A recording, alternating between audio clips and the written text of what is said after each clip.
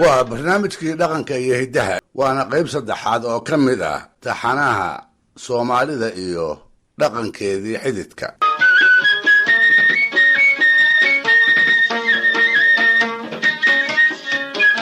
dhegaystayaal, inkastoo xiriirka xididka ka dhexayn jiray uu lahaa dabeecad gooni ah in la dhowrana loo badnaa, haddana marmar buu dadka xididka ahi isqoomi jiray. mid gardaranba kolkolbaa intay arrintoodu shaacdo ay geedka garsoorka tegi jirtay, maantaa kadibna isu rogi jirtay wax uu dadweynuhu ku sheekaysto.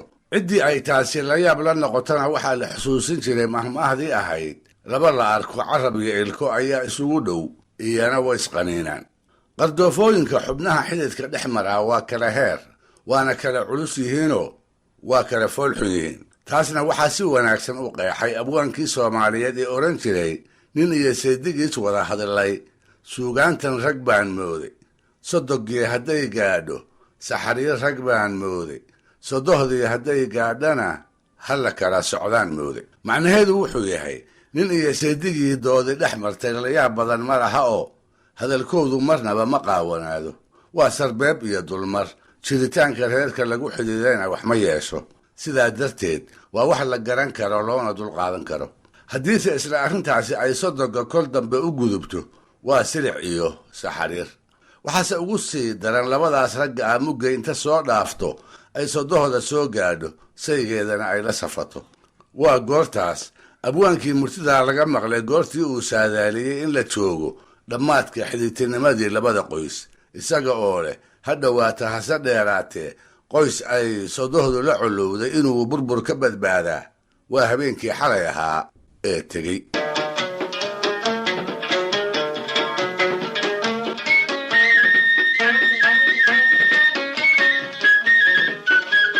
si kastaba ha ahaatee, khilaafka xididku wuxuu marmar gaari jiray in la isu gabiyo oo ninka ay gabadhu u dhaxdo iyo reerka iyada dhalay ay maanse ku wada hadlaan. maansada ujeeddadaas lihi waa laba qaybood, badankeeduna cabasho, is-eedaysi iyo kala sheegasho ayay daaran tahay. qaybta hore waa tan aan waxba la isu reeban oo inta wixii la isu ahaa la iska halmaamo uu gabyaagu afkiisa furto isaga oo aan cidnaba tixgelinayn. tira ahaanse ma aha wax maansada soomaalida aad ugu badan, waxaana lagu doodi karaa inay tahay wax ku eg rag inta markii hore si wacan u xidhiiday gadaalkii siyaasadda iyo hoggaaminta bulshada ku coloobay. maanseyahanadii arrinta sidaasa dhinac ka ahaa wixii ay tiriyeen tuducyo ka mid ah ayaan toddobaadada soo socda taxanahan idinku maqashin doonaa hadduu eebba idmo. qaybta labaadise waa iyada oo aan sariigta laga tegin tixaha uu xididku isu tabiyo. midda noocaana markay isu tirinayaanna waxay ka maagi jireen erey kasta oo lafajabis ah, labada dhinacna colaad gundheer ka dhex abuuri kara. sidaa darteed bay intay kari karaan waxay tixaha ka ilaalin jireen afxumada iyo wixii gabyaaga tiriyey berri ka maalin bar madow ku noqon kara.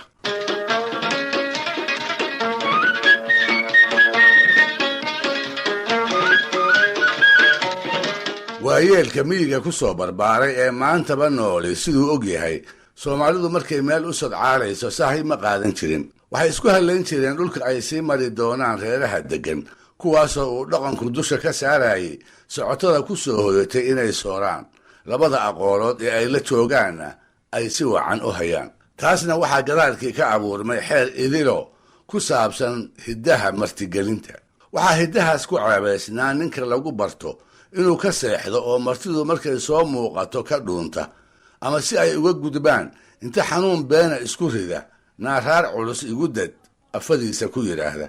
sokeeye iyo shisheeye kay ahaadaanba wuxuu dhaqanka soomaalidu fari jiray martida in loo kaco, cad iyo caano gasiinkii kolba loo heli karo in loo huro, laab iyo weji furan lagula sheekaysto, waa berigiina si wanaagsan loo ambabixiyo. ninkii aan sidaas yeelin muudal iyo qaduuc bay u yiqiineen. diyaal kasta oo ay qabaanna qoyskiisa kuma ay leexan jirin. guud ahaan iyada oo dhaqanku uu sidaas ahaa ayay ugu sii darayd martidu markay xididna noqoto oo haweenayda qoys kale iyo iyagu ay xigto dhow yihiin. markaasoo kalena waa marka kashkash iyo isxilqaan siyaado ah ninka gabadha qaba laga rabo. waa marka ay tahay isku mar inuu ninkaasi iska rido xilka martinimada iyo midka xididtinimada ka saaran labadaba. haddiise ay sidaas noqon weydo oo martida xididkana ahi ay saluugto sida loo martigeliyey si hufan bay uga gelgelan jireen. kolkolna cid gabay taqaanay haddii ay ku jirto waxbaa laga odhan jiray, kaftanba ha loo ekaysiiye.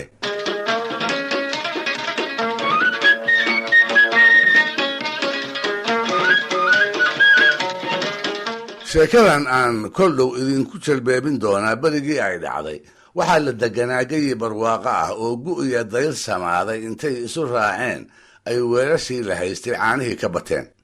waa xilliga caanadiidka ee intay ka badbataan ay dadku nacaan oo iyaga iyo dhiiraha ay ku jiraanba isha iyo afkaba laga duwo. waa markii cayriska loo jaftoomo ee ruuxu waliba uu jeclaado hilib ama badar inuu cuno, sidaasna uu caanaha kaga nasto. iyadoo xilliga sidaasa lagu jiro ayaa niman socoto ah wuxuu gabalku ugu dhacay qoys ay xidid ahaayeen oo haweenayda lagu qabo ay isxigeen. si wanaagsan buu ninkii reerka lahaa ugu kashkashleeyey.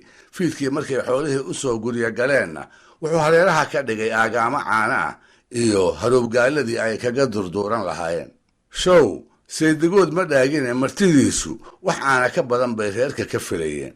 waxay ka filanayeen inuu u loogi doono oo inta 1 shilis loo qalo caanaha ka sokow ay habeenkaas bari iyo baruurba ka haagi doonaan.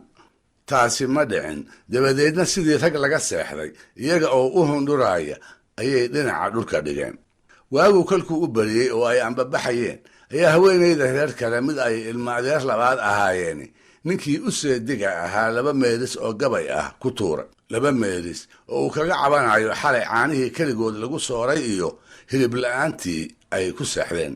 wuxuu yidhi, xididkaa wan baa loo qalaa laga waraabshaaye haddaad ciir la soo waantideen wacdayeelkiin. markaas buu ninkii loo martida ahaa ee seedigana loo ahaa isla goobtii ku jawaabay. 2 meelis ee loo tiriyeyna ka celiyey 2 uu eeddii isaga reebay. bulshadii waagaasi sidii ay ka markhaati furtay. wuxuu yidhi, caanaha wanaag lehe haddaan idin waraabsiiyey asaad hilib u weer xidhan tihiin wacdayeelkiin.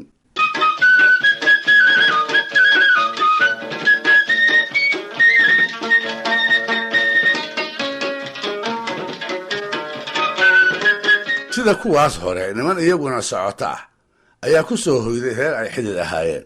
hiddaha martigelintu siduu qabayna 2 gelin ka badan in martidu ay reerka dul joogto lama jeclayn.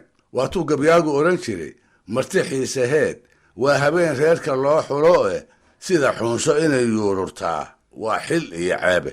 hase ahaatee qoladana intay taa iska halmaameen ayay golihii dhowr cisho ka hor loo wanaajiyey intay mindhaa macaansadeen isaga nagaadeen. goor haddaba ay reerkii naftu qabatay ayay isweydiiyeen, war maxaynu ka yeelnaa nimankan meesha inoo dhacdiida.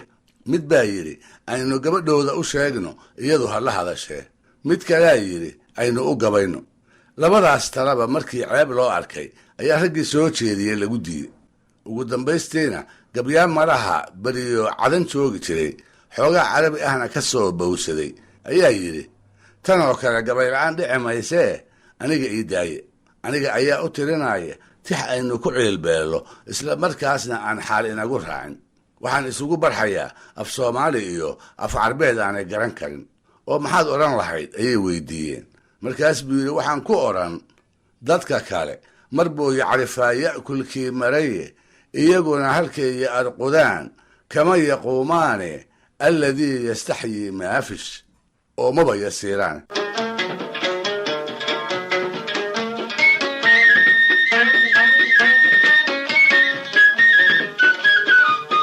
dhegaystayaal, barnaamijka dhaqanka iyo hidduhu maanta halkaa inoo joogo. waa inoo toddobaadka soo aadan iyo ku lamid ah hadduu eebba idmo.